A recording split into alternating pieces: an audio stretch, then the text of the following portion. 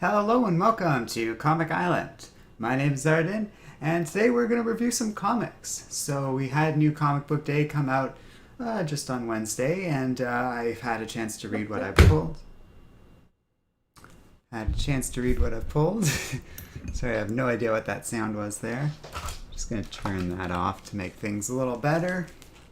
Let me make sure everything's working correctly. Okay.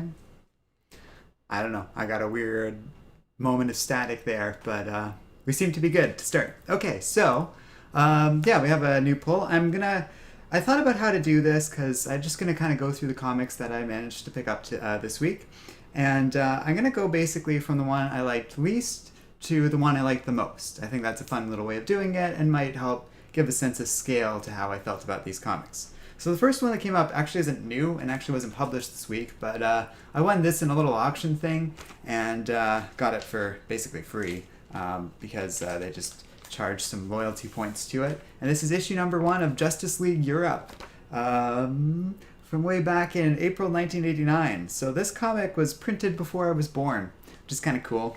Not by much, but by a bit. It was pretty neat. It's part of the whole JLI run, so it's an easy sell for me, featuring Giffen and DeMatteis. I kind of picked up the first issue and sort of have a tentative deal with my comic book store to basically get the rest of the series or whatever copies they have on hand on the cheap, and I think I'm going to do that. It was pretty fun overall. The comic's printed on newsprint, of course, and I found some of the ink had bled through some of these pages, probably because this book's been sitting in this bag and board for God knows how long, and hasn't really done much. It's mostly fun. It features what I like about the JLI, where there's this fun group of characters, and it's just the sort of thing I'd like to see them interact together on an ongoing basis, which I like. Power Girl felt really one note and just kept going on and on about the Lords of Chaos and thinking things were involving the Lords of Chaos, but otherwise it was pretty fun seeing like an era of DC where the Justice League is all with government liaisons, Maxwell Lord giving orders and stuff. It was pretty interesting to take a step backwards in time. But that being said, it felt the weakest to me out of what we had. I don't have much else to say about it. This didn't come out this week. It's just a little bonus review because I happened to also get that this week. But next up, well, this should be on the bottom actually. Next up, I picked up Justice League number 47, which is the final arc in a storyline that for once I got an entire print run of. Sorry, it runs like this. And that would be the Pits of Tartarus. So it started at issue 44 and ran all the way to 47. I believe this is the second storyline. I'll just focus on the book I picked up today. This is the second storyline featuring Venditti writing for the Justice League main series, and I liked it quite a bit. I picked up this first book, Justice League number 44, because it was the first book in the new story arc. I kind of had wanted to read the story arc before, but the pandemic happened or was escalating and I didn't really get a chance to. But I really liked this series. I thought it was a lot of fun. I gotta say, as much as I enjoyed Death Metal and even Year of the Villain and all the stuff Snyder's building up, these 4 comics felt like a really nice breath of fresh air. It was kind of nice to take a step away from all of this stuff and like all the big stuff with Perpetua and the Dark Multiverse, and just have a story that was relatively simple, all about the Spectre winding up in Tartarus due to the actions of his partner Jim Corrigan. It's really fun to see basically the end game of all these Spectre videos I've been working on, because this is the most recent arc, and in some ways it realizes a lot of stuff that goes as far back as the content we're covering right now from the Silver Age. Venditti did a good job with this story, and I really liked it on the whole. It's not like the biggest story arc in the world, but I don't really feel like I wanted that out of this series. I enjoyed this for what it was, a fun little run of the Justice League basically fighting all these magical creatures. The Spectre's influence gets felt all over Earth, so there's this awesome battle of the Justice League fighting each other and all these grudges just regurgitating out of them. I thought that was really neat. And the character work on the whole was great. John Stewart gets a great moment, not in this issue, it's actually in issue number 46. going up against a bunch of Amazons. He has a really great little character run. The Spectre has an interesting part to play in all of this, but he isn't in here a lot. Though I felt what they were doing with his character and how they kind of tied his character arc to the Justice League sort of coming to terms with their big fight with each other, because a lot of stuff comes out. Like Batman gets all mad at Superman over Clark revealing his identity to the world without consulting Batman or the Justice League at all, which is fair. That's a fair objection for Batman to make. They didn't need to fight each other, but that's because they were possessed. It all felt really natural. And on the whole, I enjoyed the story arc. It had me thinking of Venditti a lot, because he didn't do a bad job with Green Lantern or The Flash, but I felt like he kept losing me in those stories, and I just didn't feel like there was enough energy to keep me wanting to read his story arcs. But I don't feel that way about Justice League. I enjoyed this story enough. I'm kind of interested to see what happens next.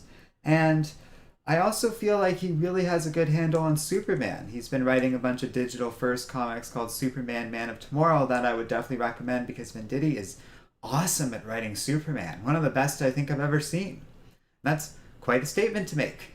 So I really liked it. I think I would recommend this story arc. It's not anything too exciting, but that felt like such a wonderful change of pace for me. This was like the entire world was in danger in this story, and it really felt like things were unraveling by the time we got to this final issue here. But it didn't feel like it was this big elaborate thing where you had to read 20 comics before this one just to understand what was going on.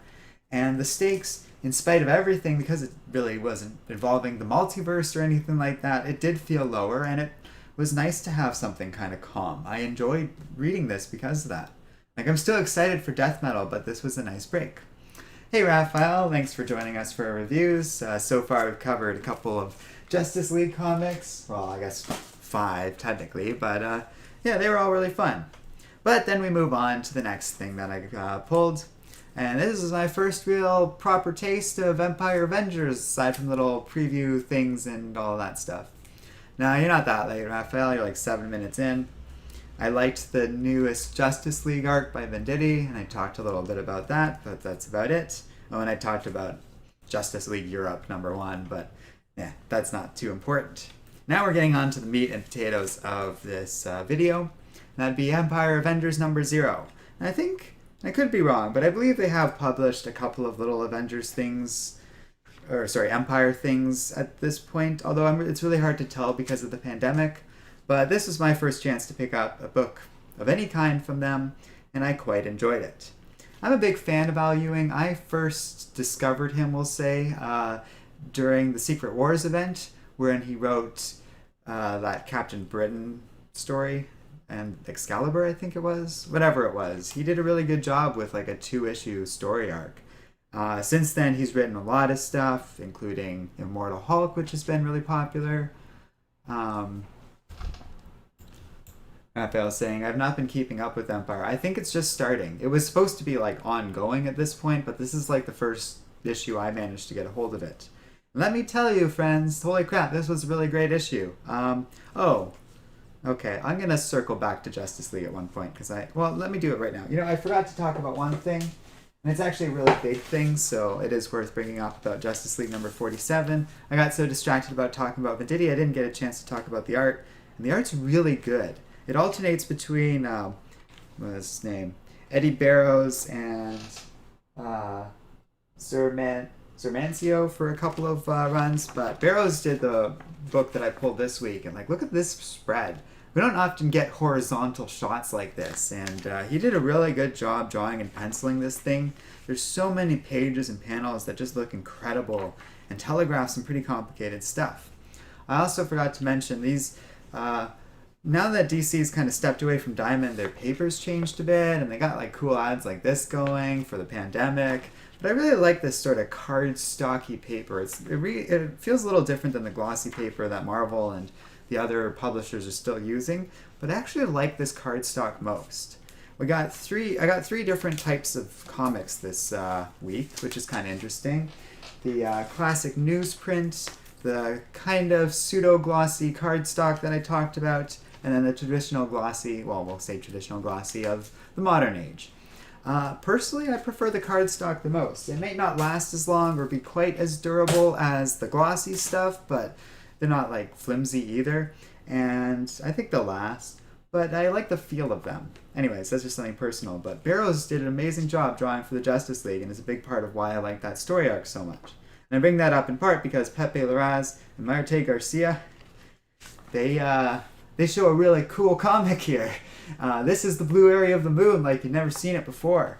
And Empyre Avengers #0 is the perfect book if you have no idea what's going on with the Empire, because it explains everything. It brings you to the present if you're not as familiar with stuff like the Kree-Skrull War, which I so happen to have a print copy of right here. But I haven't read all of it in any recent time period, and especially after reading this, I really do want to get into it. But this story does a good job at bringing forth all the stuff you need to know about, like Swordsman, this character called, I don't remember what it was called. The Celestial Madonna, I believe, who becomes a different character in a different story that they reference. It's all well explained. Where is it here? He shows up. Sequoia is like, or Koi, I think is how you pronounce like his nickname, is like some weird messiah. And it's all about these plant-based aliens that have basically taken root on the blue area of the moon. And they're from the origins of the Kree, basically, in the earliest days of the Kree Empire. And this is how the story starts. We see the Kree battling these plant-based creatures called the, what do they call it? They have a name. They say it a million times, but I forget it. Sorry, there's a lot going on in this story, and I've lost track of things with everything. This was the first book I read, so, and I just saw it too. Where are we? Kotati. So the Kotati and the Kree went to war on the blue area of the moon. And though the Kree were more warlike and aggressive, the Katawi actually emerged victorious and were like given this great honor by the Skrull Empire. And then the Kree were just like, oh, we're going to go to war, and became the warlike giant sprawling empire of the day. That fucking dog just goes off once a day, I swear. I'll talk a little bit about that in a second, Raphael. So the Kotati are back and basically just seeking refuge here, while meanwhile the Kree and Skrull have, for the first time ever, unified into an empire under like Hulkling as their leader. And then they talk a little bit about how there's these powers behind the scenes, these two Kree and Skrulls that kind of get up to some, are clearly behind a lot of this war stuff. And then the Avengers discover all of this on the blue area of the moon and basically come to agree that they need to defend these people. They're just innocents who want to live, even though they did engage in pretty brutal warfare against like the Kree and Skrull to defend themselves. The Avengers agree, well, we're not going to let you just be wiped out by this intergalactic alliance of two empires, and they agree to do that. And then the issue ends with like the Kree and Skrull fleet closing in on the moon with the Fantastic Four with them. So there's a lot going on here.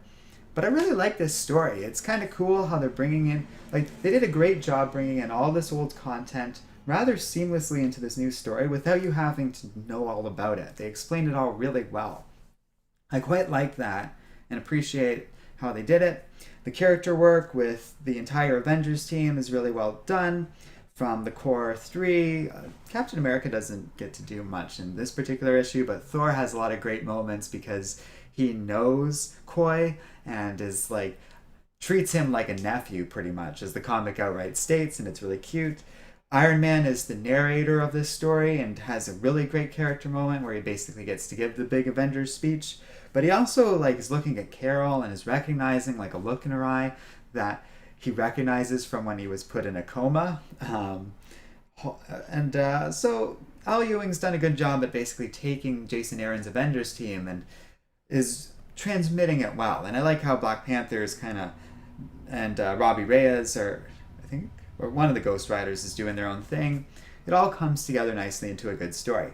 And then the Swordsman gets to come back, and he's part of the Kotati now, and that's pretty cool as well. And I quite like this story on the whole. I would probably recommend it, especially just because it does such a good job at explaining what Empire is all about in a way that if they've covered so far I didn't know about. And I really like the coloring and stuff. It's interesting how they're setting up Hulkling as like this naive emperor who's being led to do these things that clearly don't seem in the most humanitarian interest of the intergalactic community. And like he's poised to wipe out an entire race, basically. So all that's quite interesting. And I'm curious where things go from here. Al Ewing has a good handle on this sort of thing and the character work that makes me confident in this being a fun story. And I quite look forward to seeing what happens next. Now, Raphael was saying between like Empire, Black Winter, and the War of the Realms, he's asking if like, do you think Marvel's having too many major universal threats? And then now with King Thor and his new powers, not sure if there will be many villains powerful enough to take him down, especially with the Avengers backing him up.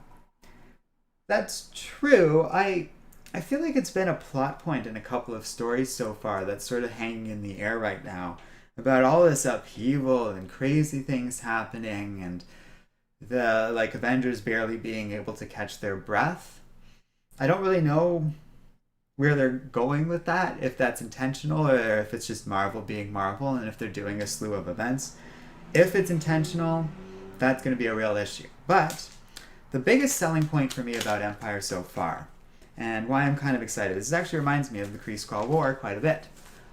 Both of these stories kind of feel quantitatively different than the average Marvel event. They're very political. Well, okay, let's not talk about Kree-Skrull too much. This feels very political. There's all these different factions going around and doing different things. And there's an interesting layer to it because of that. I didn't hate anything about this comic. I really liked it. Didn't feel sick of the event. Maybe COVID, in a weird roundabout way, did this story a bit of favor because it separated it out from like some of the other Marvel events and gave me a little bit of breathing room, so I wasn't sick of things. I also haven't been reading them as heavily. I do think like what they can't do, and I hope they don't do, is like the Kree and Skrull taking over the Earth and then there's a new map and stuff, because it feels like we really just did that with War of the Realms. But it doesn't feel like it's going in that direction. It feels like it's more political in nature. There was a good bit of action in this story where like the Avengers had to go up against this weird hybrid Kree-Skrull creature, and I think that's a good indication of the kind of stuff that they might be going up against. But my hope is that it won't be so action heavy. The action scene I'm describing is a relatively small part of a much larger comic that's more character focused and getting you into this backstory and kind of building more of the world within Marvel, which is always great to see. And all of that stuff's interesting. Like, it doesn't read to me at all like a traditional Marvel event. We'll see. This is just like the first story and a random tie-in to bigger stuff, and we haven't even gotten the first Empire yet, I don't think. But so far, I liked it and would recommend it. Raphael's saying with COVID, they had a hard time thinking about what they're going to do. Yeah, I have no idea what the order is or what anything's going. Marvel's rate of publication is still slow, and you'll notice I just got the one book off of them this week, and like mostly I've been picking up trades off of them because they've really slowed down. Whereas DC did a good job during this pandemic of keeping a plentiful supply of comics going. And on that note, we have my number one choice. A comic, we'll say, it feels and looks more like a graphic novel. I don't know if you guys can fully appreciate this. Like, it's 100 pages, which doesn't sound like much, but it very much feels bound and printed like a graphic novel. My comic book store wheeled out a bunch of different variant covers. This is the one that stuck out to me for whatever reason, the plain green. Maybe one day I'll, if we can go to a comic book convention, I'll see how many people credited on this inside cover here. I can get to sign the covers, which would be a fun activity because this is an all-star cast featuring the likes of mainstay DC writers like James Tynion, Peter Tomasi. Jeff Johns writes a story, which is rare these days. Robert Venditti does one. Sina Grace, I know I've seen him doing other stuff. Colin Bunn got to write another Sinestro book, which is really fun. And then we got some major all-stars that we don't see as much these days. Ron Mars got to do another Kyle Rayner story. Denny O'Neil got to do probably like his last comic between Green Arrow and Green Lantern. That was something. Mariko Tamaki, who I believe I've read before, but I had trouble placing, did a story that I really liked with Jessica Cruz. And finally, Charlotte Fullerton McDuffie and Crisscross. So Dwayne McDuffie's wife, before he passed away, wrote a story with Jon Stewart. There's also a bajillion artists attached to this thing. Ivan Reis stands out. I'm going to pick out names that I know. A lot. It looks like they gave a lot of other stuff here to some relatively lesser known artists, but see Luis Guerrero, Ivan Paciencia. These are the bigger names, obviously. Hi-Fi got to color Ron Mars' story, which is awesome. And I'm sure there's more. I see a bunch of colors here. Sarah Stone got to do a color. Hi-Fi got to do a cover, colored one at least, I assume. Joel Jones did a really nice cover. I remember seeing that. Bruce Timm and Dame Stewart. Okay, sorry. Oh, there's even more covers on here. Liam Sharp did the main cover, which I don't have here, obviously. I see David Finch. Alex St. Clair. Wow, okay. So many names. Okay, so I'm not going to read the whole thing because I think I'd be here for a while, but I love this. I haven't really picked up a lot of the 80th anniversary books. I think I had kind of soured on the whole 100-page Walmart things they'd been doing, so I was like, I don't want that. And sometimes anniversary books can be very sappy. This one is too, but, it's allowed to be sappy when you have, Danny O'Neil doing a Green Lantern and Green Arrow story. Honestly, I didn't pay that much for it. It's $10 for a graphic novel. I mean, it's not technically a graphic novel, but it's sure read like a graphic novel. Oh, I see. 'Cause I just read Raphael saying it's got to be expensive, but he's actually talking about how he wants an HBO Max Green Lantern series, or Green Lantern, or yeah, are they doing that? Sounds expensive. I agree. Sounds like more of a movie thing, but anyways, all these stories were great. First up was an Alan Scott story, basically bringing it right back to the beginnings of Green Lantern. I found it really touching. It kind of dealt with a closeted guy, presumably during World War II, but it's all kept very vague in terms of the time period. But it basically deals with Alan Scott dealing with the death of his lover and having to in wartime and having to go and tell his mom about it, and them both kind of being aware of what her son was like and what they were like and what their relationship was with each other without them spelling it out. It was a beautiful comic, or story, we'll say, within this much larger comic. Then we got Jeff Johns doing a Hal Jordan story. It was a Jeff Johns Green Lantern thing. The artwork was beautiful because, I think this is the Ivan Reis story. And Alex St. Clair did the coloring, so of course, it just looks great. It looks like we just went right back to those Jeff Johns Green Lantern era. I had read a really good criticism of Jeff Johns recently, which is why I'm probably not super enthusiastic about this, talking about how he's very surface level when it comes to writing. I felt it all really works well for Hal Jordan. It works for his style.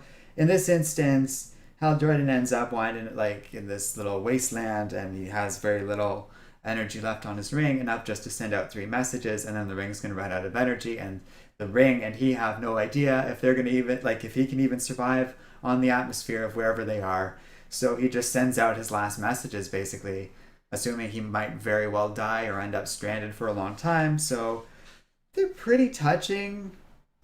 Feels like this book, this part of the story is reflective of that, they can only be so long in terms of page length. So it's a little bit weaker, but it's a perfectly fine Green Lantern story, and I do like the ending. It's a fun little bit. Raphael saying hopefully we get Alan Scott in the series. Bobby A saying, hey, thanks for the comic, bro. Oh, no problem. We're going to review a bunch of these. Next up, I really liked Colin Bunn's take on Sinestro back when he did Sinestro's solo series. It was really fun to get him to come back and do a proper Sinestro story once again with him as Yellow Lantern. I thought we would be, what's it called, dragging our heels a little bit with that one, but overall, it's a really fun read. It's short, it's simple, but it's a nice little character statement on Sinestro. Some of these stories use their length better than others. A good example of one of them being better, Danny O'Neill doing a Green Lantern and Green Arrow story. For those that know history and have been paying attention to comic book news, Danny O'Neill recently passed away, but he's a deeply influential comic book writer, even on my tastes and stuff. And one of his most famous things was just doing this wonderful long series of team-ups between Green Lantern and Green Arrow, where they would just travel around the countryside debating politics, and even though they disagreed on stuff, like they were friends and they worked together, and it was really well done. This story is no different than that, so I'm just moving my camera out of the sun there. Last time I was able to kind of get it blocked a little bit. I just get it. There we go. That looks better. Okay. So, yeah, Raphael. I can't say that on stream. But this was a good story. It used a little bit of literature to inform the character work, because Hal Jordan basically just goes away for 2.5 months, or 2 months and 2 days to read a book. And Green Arrow correctly points out that's a long time to read a book if you're not doing much else, but I assume Hal Jordan was living while he was on the planet and doing things and then reading the book in pieces and stuff. And it's just an interesting little bit of character work, and just so moving to have like a final Danny O'Neill comic. I didn't know that going in when I bought this book, and that was a nice little surprise. After that, Ron Mars got to do another Kyle Rayner story, however short, and it was nice to see again. It felt like a nice little moment of Ron Mars getting to get back to this character. And so for both of these stories, we got to have these legendary writers come back and talk a little bit about their stories some more. And I quite enjoyed that overall. Oh, I see my camera's moved a bit now because of what I did there. There we go. That looks better. It's kind of neat seeing that. Those were the parts of the comic I enjoyed the most, and what sort of propelled it to the top out of what I pulled this week, because it was really moving seeing that stuff. Then Guy and Kilowog got a story written by Tomasi. There wasn't anything too substantial to it, but I liked it enough. It wasn't terrible. It was fine. It was moving enough, and I don't feel it underserved the characters or anything. Then we moved on to Dwayne McDuffie's wife co-writing a story with Jon Stewart and Hawkgirl getting to go up against Dr. Polaris. And the artwork's really good in this one. Like, I really like this shot of Polaris being enveloped in light like that. Green Lantern's light. And there's a fun little shot of them basically getting to be heroes a little bit. It's nothing too fancy, but I felt it fit nicely with like the Justice League as they currently exist. And I don't know if she's written books before or not, but she really sort of adapted McDuffie's style of just these big, broad stories that just feel like classic superhero content. And I really liked it overall. There's also a lot of great covers. I've been kind of flipping past them, but there's a lot of little pinups and stuff throughout this book, and so many of them are well done. Like this one that I just showed by Andy Tong and Alejandro Sanchez is really great, and it's a nice little moment of what's his face from the future, Ion? Yes, Ion, and like an elderly, what I assume Hal Jordan in the background. It looks great. And it also kind of nicely reflects the Venditti story, which is set in the far future. Basically a reunion between Hal Jordan, Guy Gardner, Kyle Rayner, and Jon Stewart. I found it really touching, and probably the best story next to the return of Danny O'Neill and Ron Mars and their stories. Those are definitely my top 3 out of what we've covered so far, and right up there with it, I'd say at 4th, is The Voice by Mariko Tamaki, all about Jessica Cruz and kind of her mental state. Her whole thing is like having a lot of anxiety, and that being a great idea for a Green Lantern character, and her also having to deal with Volthoom's ring, which has never been all that stable. but the narration basically drives this story. So, like, take a look at these 2 pages here. There's no well, okay, there's one little bit of dialogue from The Ring, but everything else is done in narration, and that carries a lot of the beats of this story really well. Um, and I thought it did a great job at sort of showcasing the internal debate that goes on with some people who have anxiety, and I really like that. I'll read some of it because it's well done. And I haven't shared much of anything yet, so we can do that. Where did it go? Because she's like obsessing over this knife, and she starts to feel that there's like this weird connection between this knife and horrible things happening in her life. And she's describing how she has like, yeah, before anyone called it anxiety, when I was a kid I was a worrier. I worried about things getting lost, losing things, things happening to people I loved. And she describes, okay, I was looking for the introduction of it, but she describes, oh, here we go. I don't know when this part of worrying started, this fear of things. It goes like this. What if, my anxious brain asks, there's some connection between this knife, which you were using yesterday morning, and what happened to you afterward? My regular brain says, no, that's impossible. One has nothing to do with the other. Are you sure, anxious brain asks? Weren't you using this exact knife when you got the call? So she's making these connections between using this knife and terrible things happening in her life. And they kind of go between the balance of the two thoughts in her head. And it's not dissociative identity or anything like that. It's just like her anxious brain giving her obsessive thoughts. And I'm using the technical term of obsessive there, where you just keep repeating these concerns. And that's pretty much how most people get anxiety. I just thought it was so well done. I've never seen anyone quite write her anxiety as well as that. Raphael's saying, having anxiety with the ring that may want to take over your body would be anxiety intensifying. Yeah, they designed Jessica's character really well. I think between her and Simon Baz, she's definitely my favorite of these 2 new Green Lanterns, but I definitely like Simon Baz, and speaking of which, he gets his little story here. This one felt relatively standard, but don't... Oh, and Ramona Villalobos. I butchered that last name, and I apologize because I follow him on Twitter. He's a great artist. He did the artwork in here, and it's very different from all the others. It feels a lot more grounded, but that's the key thing about Simon's character, is he's more grounded in reality. And that kind of has to do with his ethnicity and basically being like the Arab American superhero created in the wake of 9/11 and stuff, and so he's very conscious of all of that, like as a character and how he's written. Sometimes to his detriment as a character, but by and large it's done well. But when I say grounded, also like he shot Sinestro the first time he met him, because he was new to all of this and didn't realize really the full power of his ring, and just pulled out a gun and shot him. And it often will carry a gun because, you know, you can't always count on your ring having power and stuff. I liked that aspect of him. He doesn't seem to carry it in this story. I don't know if he still does that anymore, but that kind of gets into what his character's all about. And then in the story, he basically takes on a few terrorists, and it's well done.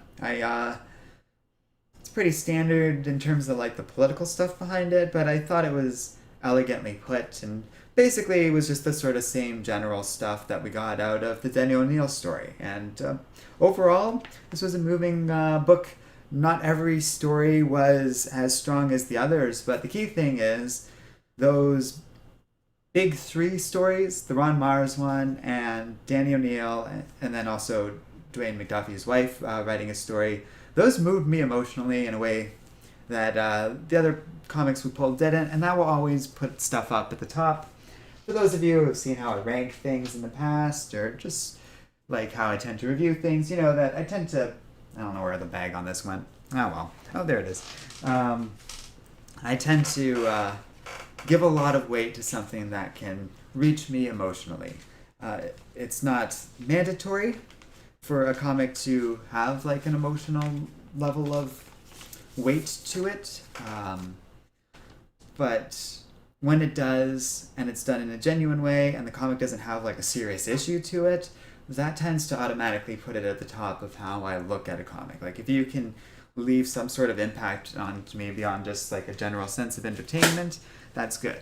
Don't get me wrong, Empire did that to a degree, and even like Justice League Europe #1 did that, but it's like the level of impact that I'm talking about here, and by far, Green Lantern 80th anniversary really did that for me. And I'm probably going to go and try and track down some of the other 80th anniversary comics that have come out so far. I know for a fact Joker and Catwoman have, and pretty soon my comic book store is going to open in a way that I can actually walk into it again, and I'll probably pick up those books because I was really impressed by that and kind of want to pick up as many of those as I can now. So there we go. Like I said, those anniversary books can be sappy. I don't know if Catwoman and the Joker will be as good. And even Green Lantern was a little sad. Like, they get a little hokey and they just talk about, like, how great the superhero is and how important the character is. It's very... I don't know how else to describe it other than masturbatory. And a lot of anniversary books can read like that. The Green Lantern ones were like that, but there was enough all-star feeling to it that I enjoyed it, if that makes sense.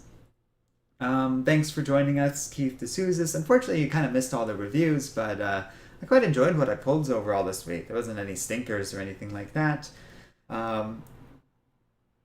Raphael was saying he can relate to what she's going through. He always has social anxiety. I imagine a lot of people with anxiety might want to check out that book because they'll relate to it a lot. But yeah, that's kind of how I used to experience anxiety too, and that's also how I kind of came past it, is learning to get control of that anxious brain.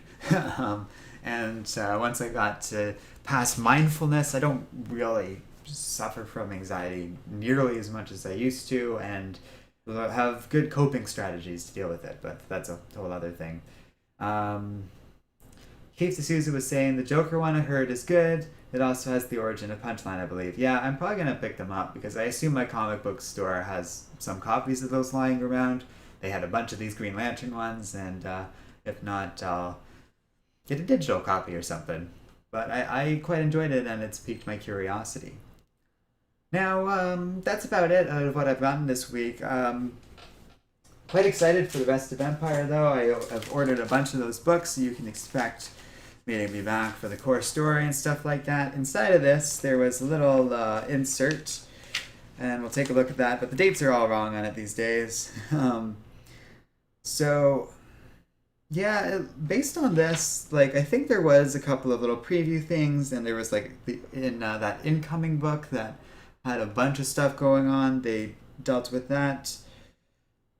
I know there's the core series coming soon. It should have already been out by now if it weren't for COVID.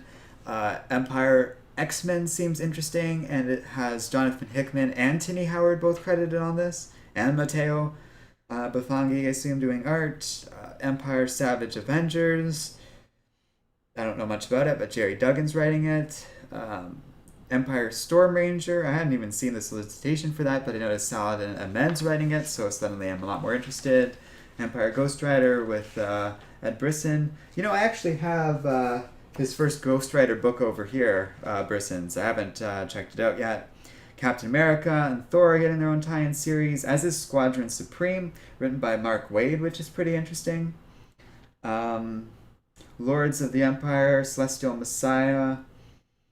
I don't know what that book's about. Alex Packnadel and Alex Linz are working on it. I don't know those names. But it seems like a good chance to showcase some new talent. And then apparently Wakanda's also getting invaded.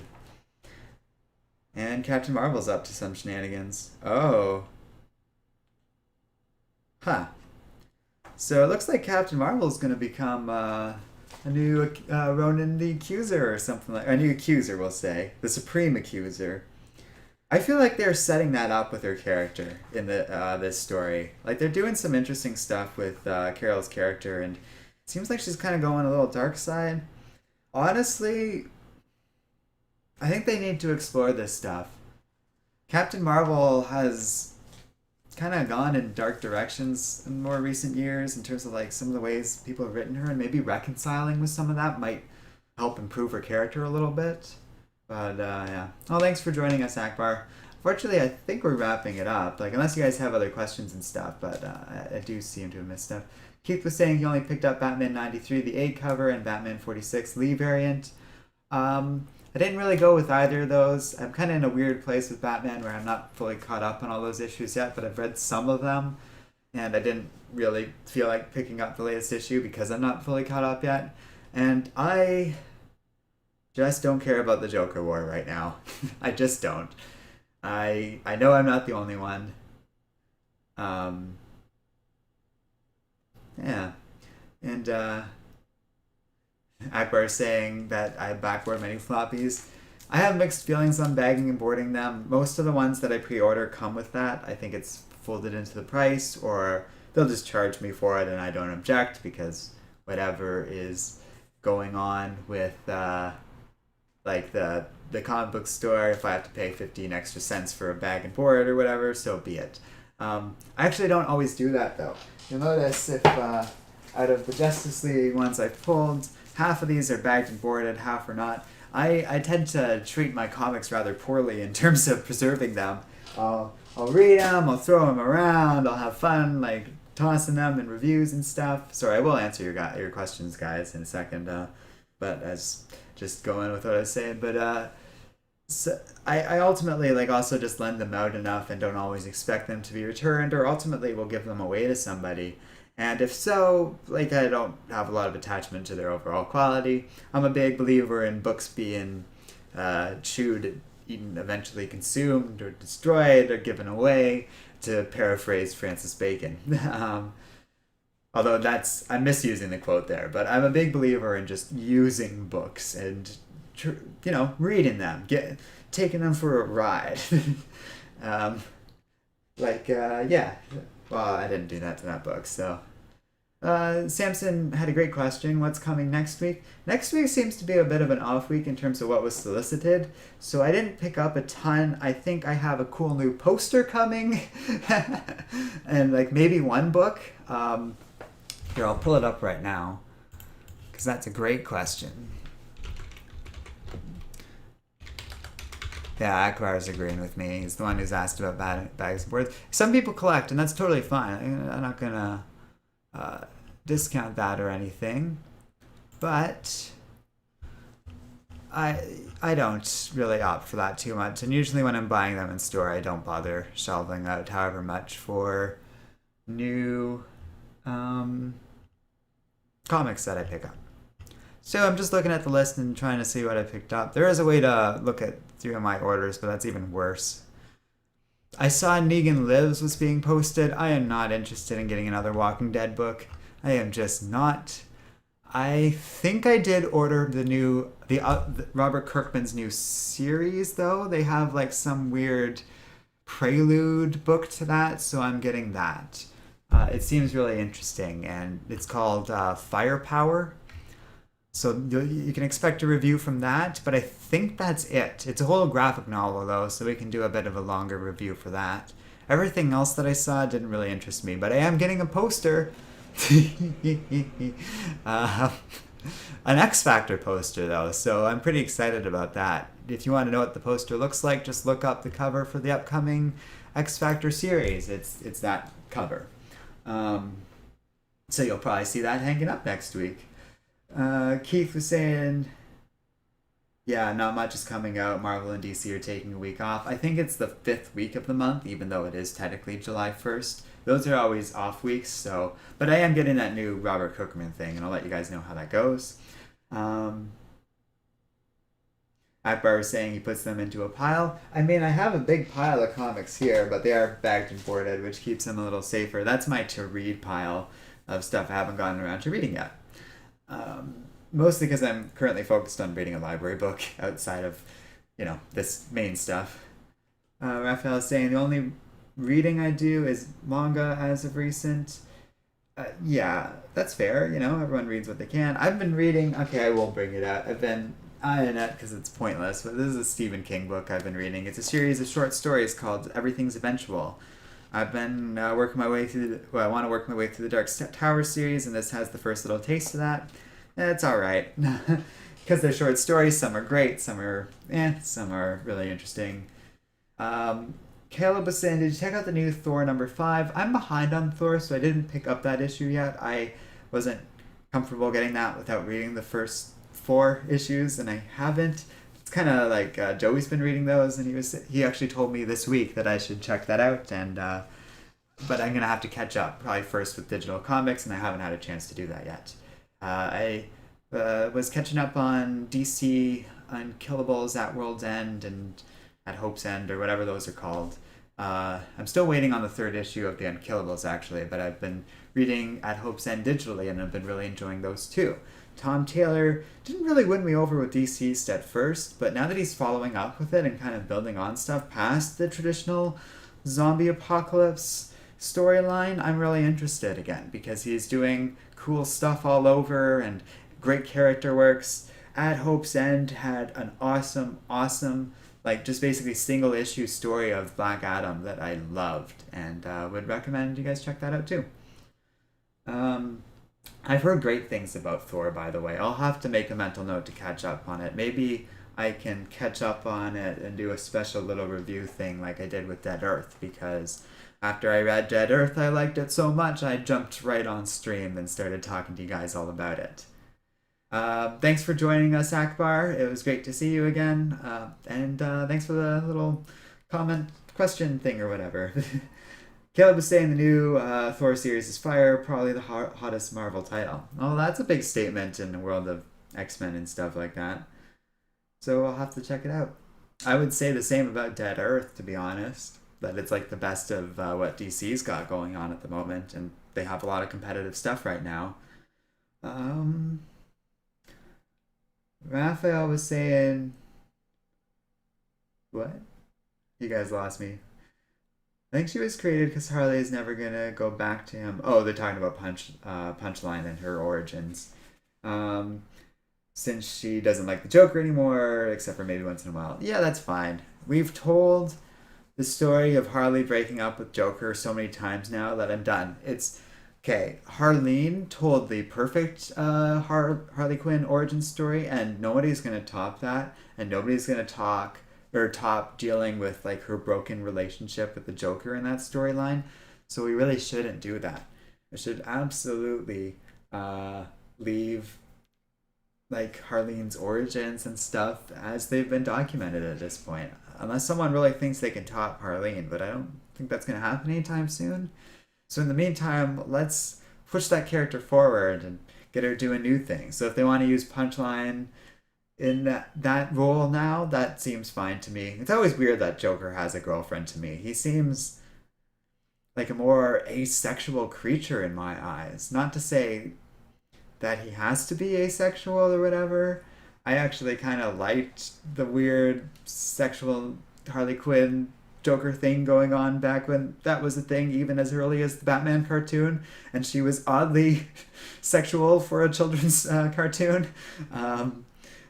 It was great, but I don't know. The Joker just seems beyond that, and I can't like it's creepy and abusive and stuff, but he doesn't seem to treat Punchline or Harley quite like that. But also, he very much does, and they're an interesting couple. Maybe that's something that can get me more into the Joker war, because up until now, I haven't cared. They're like, oh, the Batman and the Joker are finally going to war. What has the last 80 years been all about then? I'm not dead set against it in principle. I just haven't really been given a super motivated reason to care all that much. Let's put it that way. But, maybe we do stuff for this channel, and that can often make me justify reading them. So maybe I will start to pick out issues here and there. Keith is saying like there's some spoilers. Out there at this point, I don't actually know much about it. I know Nightwing and Batgirl have been setting stuff up, and maybe it started, or maybe the most recent issue of Batman, which I thought was kind of dealing with the end of the designer, is setting up the Joker war, because I kind of think it is. I'm kind of lost with all this Batman stuff. I didn't go through the Batman series once Tom King left, and and I haven't really even caught up with the end of City of Bane, to be honest, because I don't know, Tom King kind of broke me in my relationship with Batman. So we'll have to see. Oh, Raphael's saying he doesn't think they'll get together. Like Punchline said, just partners. He's calling it they're going to kill her off. Yeah, it sounds like that. Sounds like an easy character to kill off. That's the other thing. Like, how can we do a big Batman event with like, if we're gonna have a major character death right after Alfred? What? Is Alfred even gonna stay dead now? Like, I don't know. That's messy right now. This is where like I'm getting more excited about Empire because we don't have to rely on deaths to make it interesting. If we're like dealing with space politics in a cool way, and Al Ewing's the kind of person that can deal with space politics in a unique way. And it's the best part about Empire's politics too is it's not like there's an obvious analog.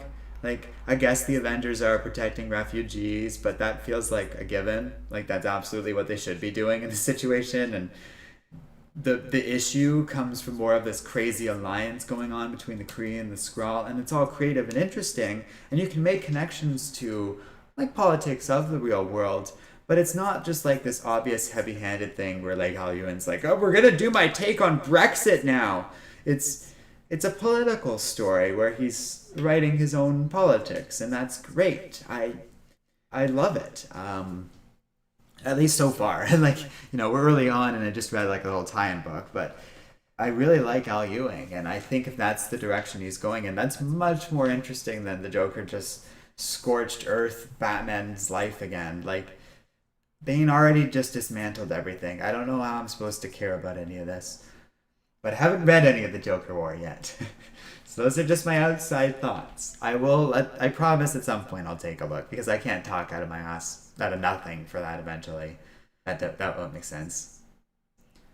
Okay, Caleb was saying the new Batman War is setting up the Joker War, or the new Batman comic is setting up the Joker War, like especially that last issue. I figured even the dark design stuff that I had been reading was clearly building up something with the Joker. I thought it was within that story, but it had become apparent to me at some point that's clearly going towards whatever Joker War is being planned. Yeah. Like, was it last year or the year before the Joker went to war with the Riddler? When did Joker start going to war?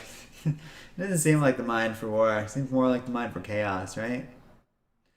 But he does sometimes do elaborate plans, and they can sometimes be interesting. So I don't want to be poo-pooing on Joker War too much and like talking up Empire. That doesn't seem fair in multiple directions.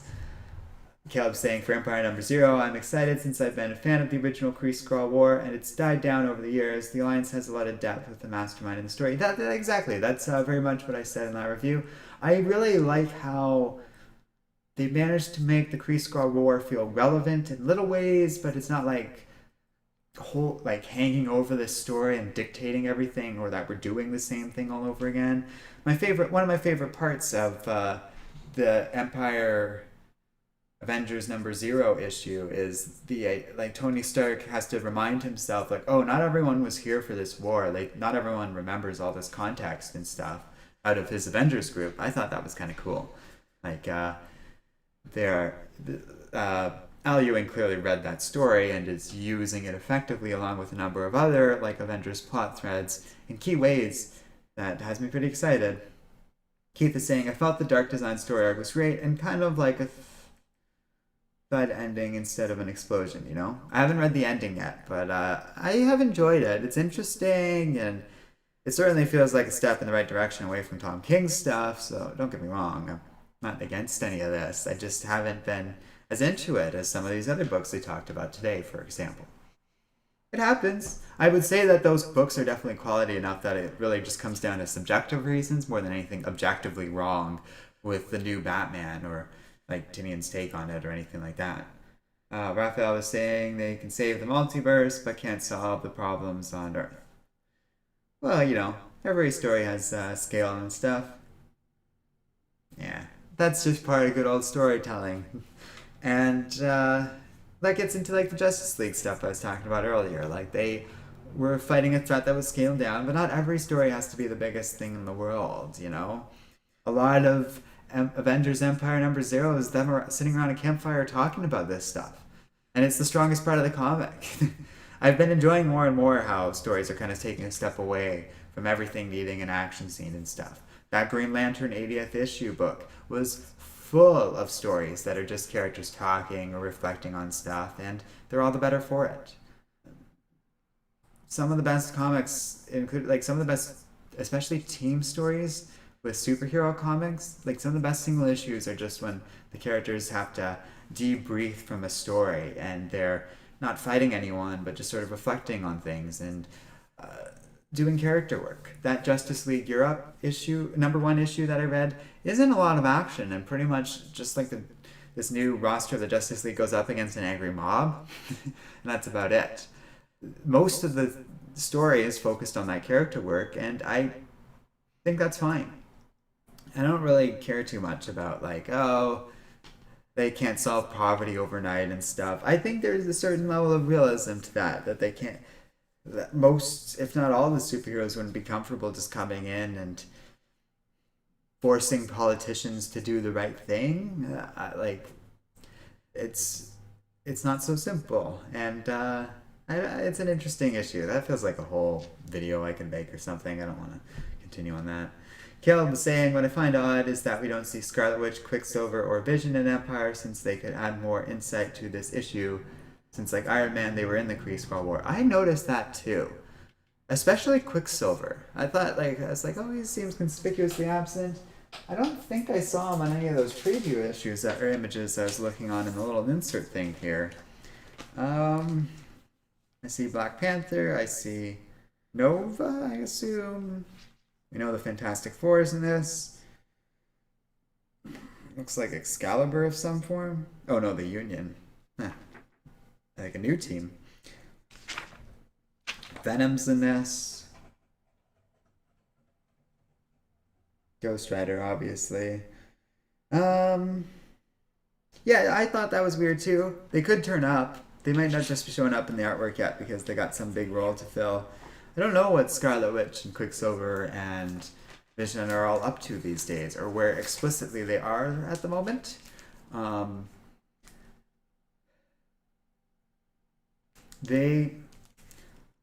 feel like, feels Scarlet Witch and Vision in particular, like it feels like a missed opportunity if they don't show up at some point, given that like WandaVision's going to be a thing at some point soon.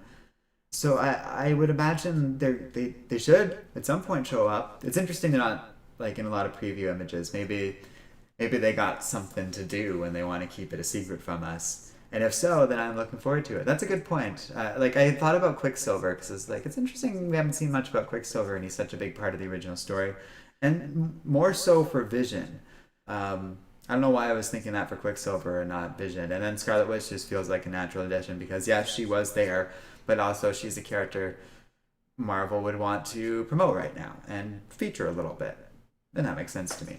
Raphael says, do you think there's a finite amount of stories comics can tell? No, because that assumes that there is a finite amount of story that can be told in general.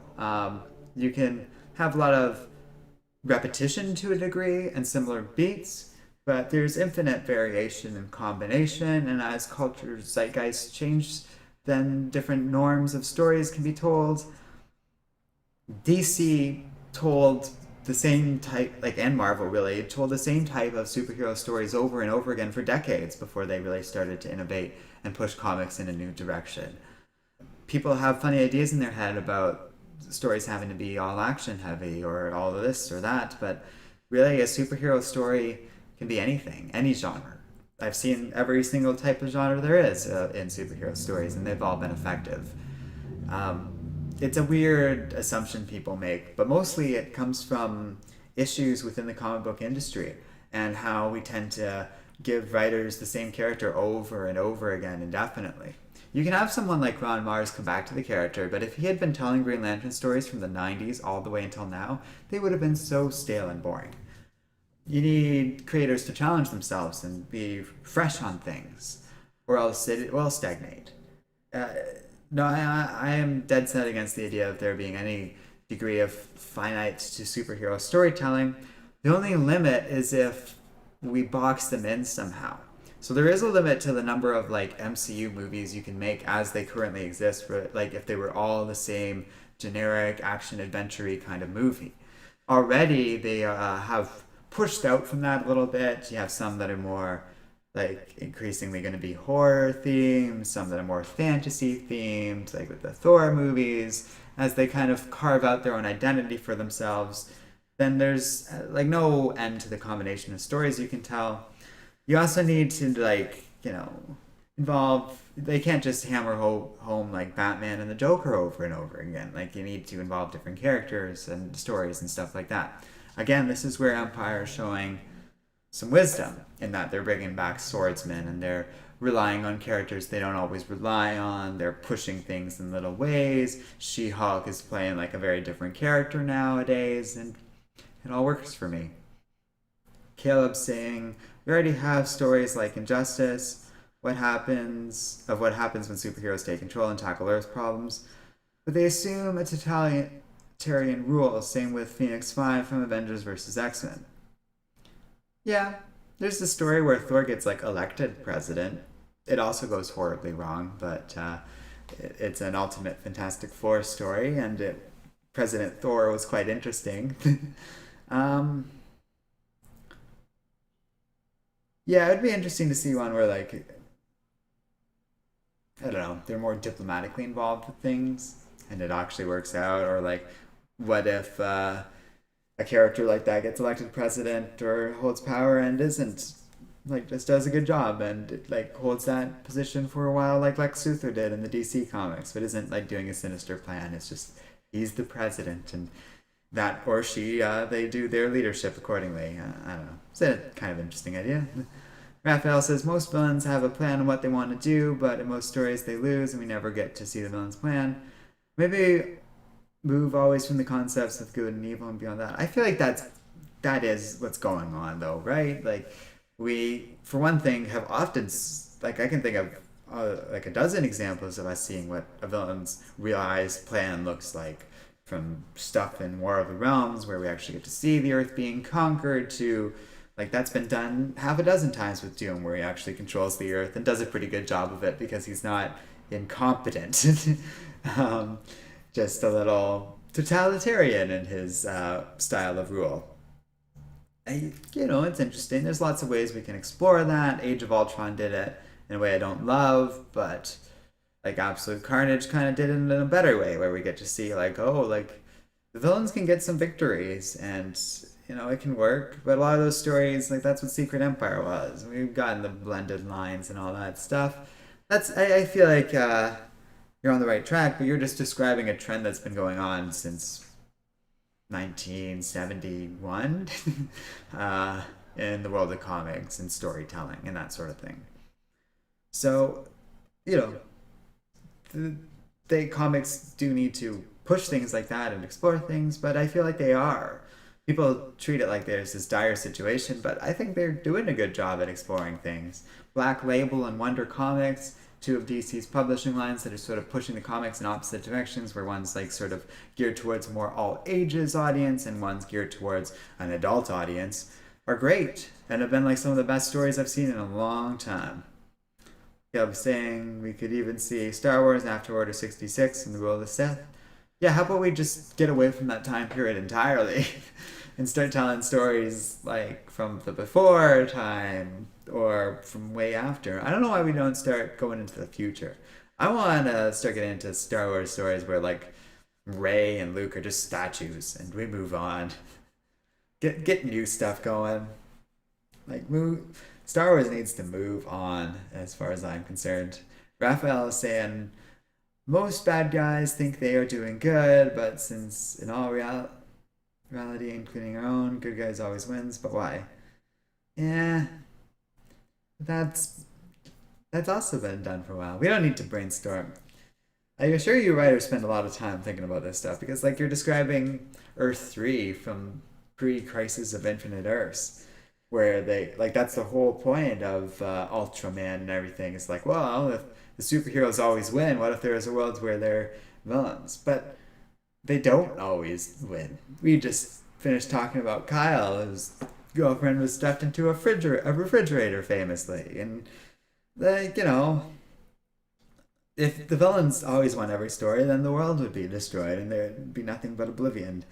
But the Avengers certainly have their setbacks and wins. The problem is that we remember things weird. So, like, we did see a story where, like, the entire multiverse was erased and wiped out of existence. I could think of two, because there's Secret Wars and the original Crisis of Infinite Earths. We see what happens when the bad guy ends. The thing is, you just can't realistically just end it there. There's more stories to be told, so something has to resolve that. Um, so, I think we're going to call it there because we seem to be brainstorming random ideas, and that's fine. But I would say the more fertile ground for that stuff is like you're kind of going into surface things, but the more interesting things is more nuanced philosophy. Like you're describing good and bad, and that's all very whatever. Those aren't real concepts. Like they're just artificial ideas that don't reflect the reality of Earth. But I also don't care about the reality of human behavior when describing a human, or not like a human, a villain like Carnage. Like, we're allowed to have pure evil and good in fiction. We're allowed to have traditional storytelling. They can do whatever they want. But I think they're doing a good job at telling different things and doing different ideas. That's all anyone can ever do is accept pitches and greenlight good ideas and maybe not scare away half of your potential writers with horribly abusive editors and other staff at your publishing company. Fire them all. Bob Harris has to go. All of the Comic Book League Defense Fund has to go. Sorry, we don't need to get into all that news, but like you described it, like this need for innovating stories. That's my opinion of where there's a need of improving the comic book industry. It's not in the storytelling, but the storytellers, and like making sure it's a safe environment for everybody, making sure everyone's acting professionally and not screaming at your employees outside of your office. Like, take aside all the gender politics of it, which is very much relevant here. That's not appropriate for anyone under any circumstances. We're talking about Dark Horse, literally a publishing company. What do they have to be screaming at their employees about? Unacceptable, all of this. I don't know, sorry, I kind of backdoored into the news a little bit, but yeah, there's been a lot of abusers uncovered at various companies in recent days. The list is getting long, but nobody we talked about today, I don't believe, so that's nice. Jason Latour, Cameron Stewart, Eddie Berzonga, but that's old news. Scott Ailes, that I'm forgetting another name, but like these people have got to go. But I think they also have to do with a lot of what's wrong with this comic book industry, or what's wrong with the storytelling and why these stories can get so repetitive. Is because we rely on the same hacky writers basically over and over again that just keep failing. Do you know how many times Bendis wrote like smelly, moldy Marvel events and was just given try after try, while other writers have never written? Like, this is Al Ewing's first Marvel event and he's doing a great job. Absolute Carnage was Donny Cates' first Marvel event and he did an amazing job with it. But we got stuck with Bendis for like half of the last 20 years and it was awful. And I'm not saying Bendis is abusive, but I am saying that this industry relies on people that you know, and so the people who know the right people get to make books as to their heart desires, while those who don't know the right people are left out in the cold forever, for decades. Because we have the same writers that just stick around forever, like Bendis, and don't innovate, and don't move on to doing other things, and just sit on a character for decades. And that's how stories start to really feel repetitive, because the writing is repetitive. But that has nothing to do with the potential of ideas in terms of what stories we can tell with these characters. So we need to make the comic book industry more of a meritocracy. We need to dismantle the system of favoritism and networking and all that BS that basically allows and creates an environment where people can be abused. We need to stop it being at all acceptable for these open secrets within these companies where it's just known that you can't leave a female employee alone with certain people. Like, what the hell is that? and we need to really hold a lot of people accountable for some of this stuff. A lot of writers and people who aren't abusers knew all about this and stayed quiet. And some did it to protect their friends and colleagues. Some did it out of self-interest. All of them need to own up to what they've done. It's not. I'm not really. It's not so widespread, like where I feel it's justified to stop buying everyone's comics at once or anything like that. I think it is a time to consider who you're buying comics from, and it's definitely a time for Bob Harras to resign at DC because he let so much of this happen for so long, and that guy has like done so much wrong for that. They've lost their credibility because of this, and he's got to go. They've all got to go. and yeah, okay, I got a little bit off track there.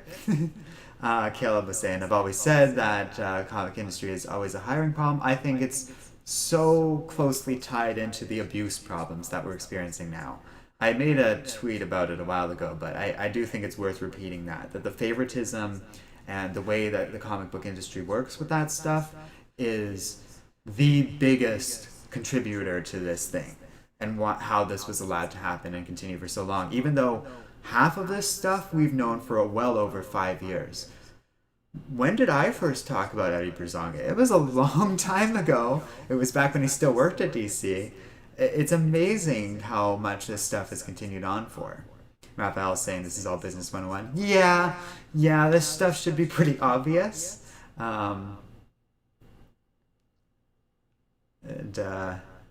Raphael is saying if the writers are making money, they don't feel the need to change. That's true. That's part of it. Yeah, Raphael is saying I didn't know the writers were bringing up. It's like we should be careful. Okay, Caleb's about to say what I was literally about to say, so I'm just going to read his comment. But great, we're on. You're calling it correctly.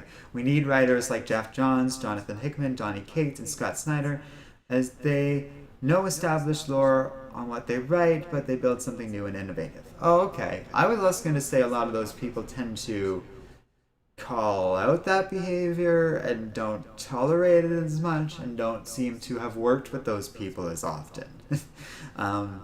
Which is interesting. Like, we do need people who can at least steer us in the right direction with that. Even I'm sure they knew about a lot of the abuse going on at the industry and kept their mouths shut. And some of them will say it wasn't their story to tell, which is fair. We shouldn't be going around telling other people's abuse stories without, like, the victim's consent. But they also need to have taken a bigger stand against working with some of these people. They are now, but that feels hollow. Some have done better in terms of that than others. Some have talked about how they basically have lost out on work because they made a stand. Alez Cote has talked a lot about that, and he's an excellent artist and talked about how he basically has lost out on work because he refused to just be willing to work with some of these abusive people.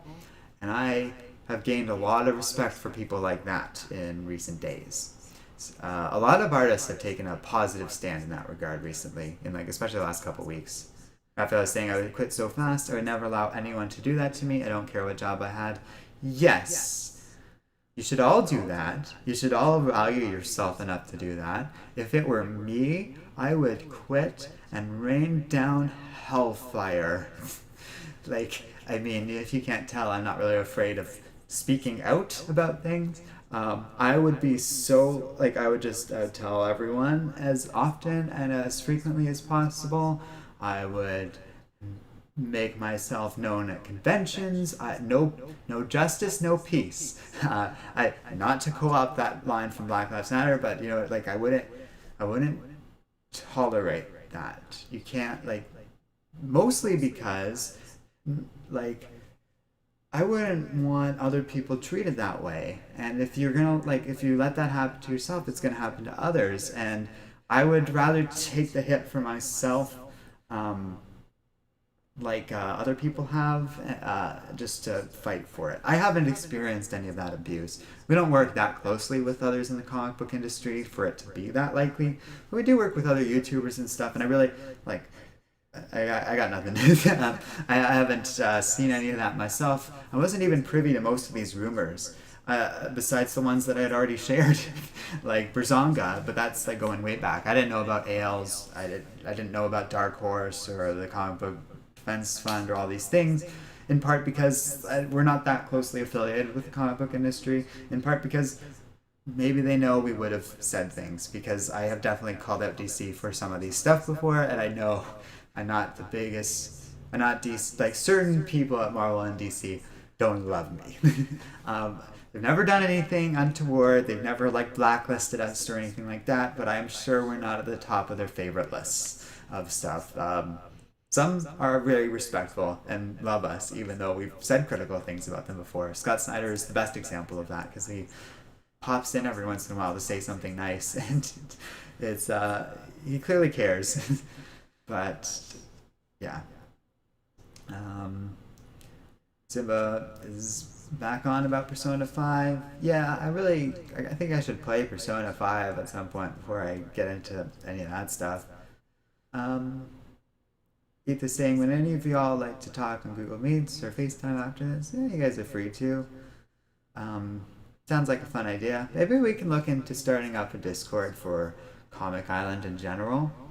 That might be worth doing. I will look into that. Maybe we will launch that next time I do a stream. That sounds like a fun idea. That might satisfy a desire Keith seems to have for chatting a little bit more about comics. I like to think that's what these streams are going to start doing.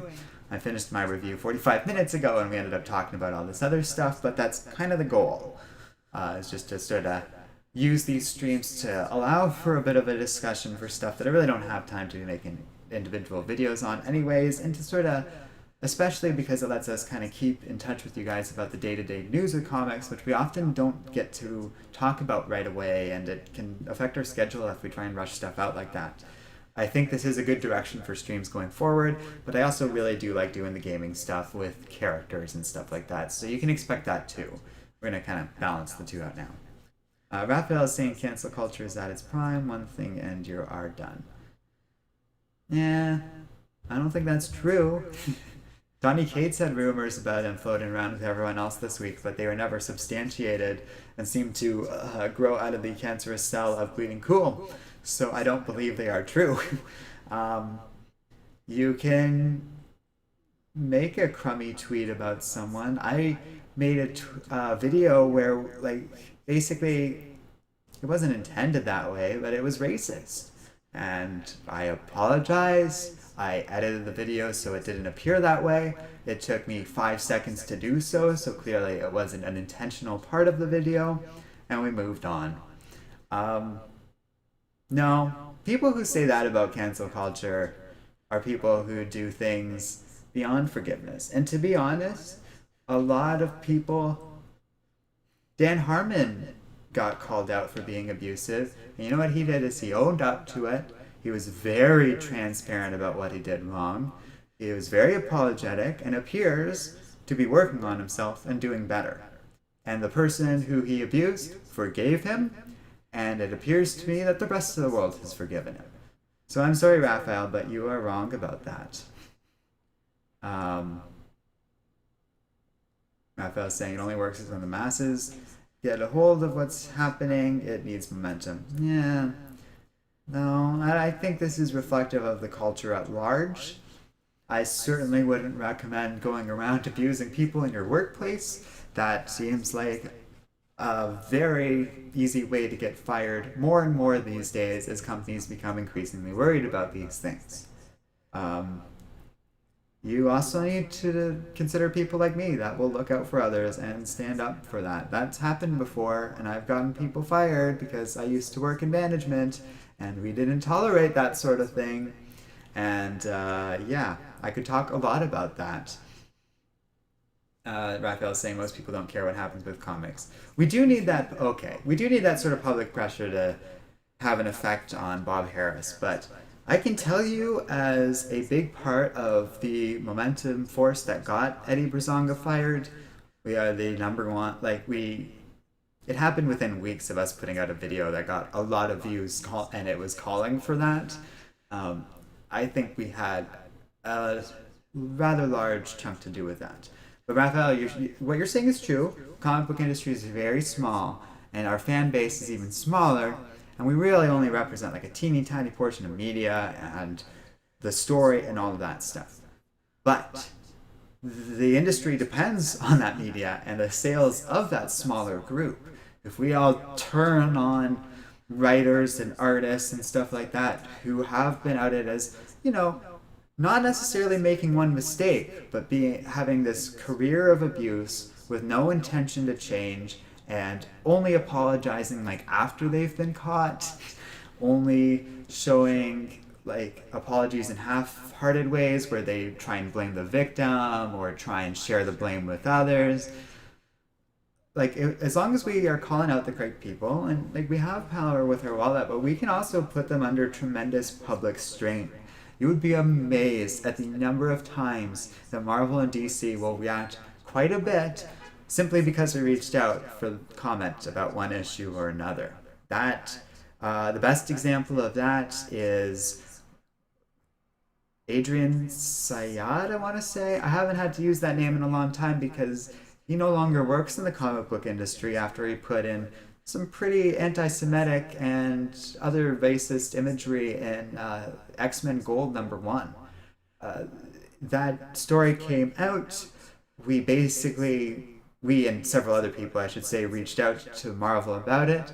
They obviously didn't. In their defense, they had no idea about the artwork kind of being snuck in there. They were furious, and he was fired within like a day. It was pretty awesome to see that all go down. So yes, our industry is smaller, but public pressure matters at any scale. Think about it like the way we tend to look at COVID. An outbreak in a small country is still an outbreak. A fire in a small forest is still a fire. What matters is the size of the fire, not the size of the forest. And that's actually a great analogy to what we're talking about with this comic book stuff here. So yeah. I made that up on the spot. I'm really proud of myself for that.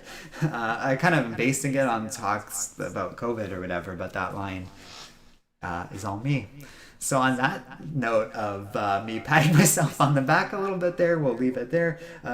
I'll be back next week for sure. I'll let you guys know what I think of that new Robert Kirkman series, because while I am not interested in a new Walking Dead series about Negan, I am interested in a new franchise by him. That sounds pretty cool. We're not getting into that, Raphael. That's victim blaming. Anyways, we'll see you guys next time. I do have some fun stuff planned in the future, and thanks for watching our little stream. I hope you guys enjoyed whatever you ended up pulling this week. Feel free to let me know all about that in the comment section below. If you do have recommendations, I do tend to read them these days. That's how I got all into Dead Earth. So yeah, and thanks for joining me, Raphael. It was nice to have you throughout the chat. Tikro saying, before you go, read G.I. Joe, American Hero. Great comment. You're not the first person that's told me that, so I will keep that in mind. And yeah, thanks again, guys. I'll see you guys next time.